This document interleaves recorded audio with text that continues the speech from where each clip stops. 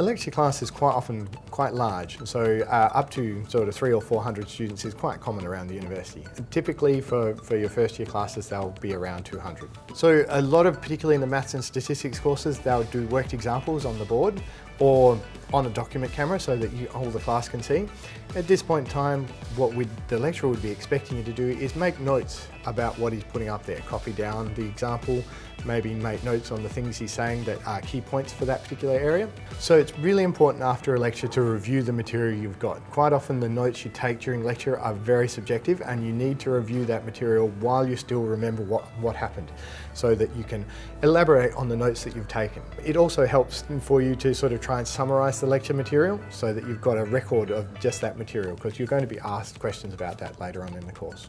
Quite often lecturers will actually ask you to interact during the lecture. That might mean asking questions or doing some activities, and you should engage in these as much as possible. And if the lecturer is asking a question, think about what your answer would be and be brave enough to actually offer your answer to the class. Before the lecture, it's often a good idea to have looked at the lecture slides if they're available either online. Sometimes the lecture slides can be purchased as booklets at the beginning of semester. Some lectures have particular readings so that you're supposed to do before the lecture. If you're given particular preparation, look at that. If not, look at the lecture before so you're aware about the topic you're talking about. All the lectures at the university here are attempted to be recording. There are occasionally cases where it doesn't happen.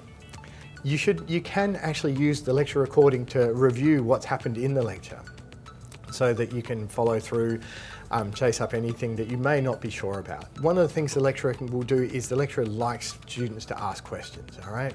A lot of lecturers are very keen that students will come and talk to them, so you have an opportunity after the lecture to clarify a minor point. The lecturer is usually got to be somewhere else within 5 or 10 minutes, so he won't stay around long. But that doesn't mean you can't go to his consulting time. Almost all lecturers have a consulting time where you can go and talk to them directly and ask them questions. If you're thinking about the material, the lecturer will be happy to talk to you.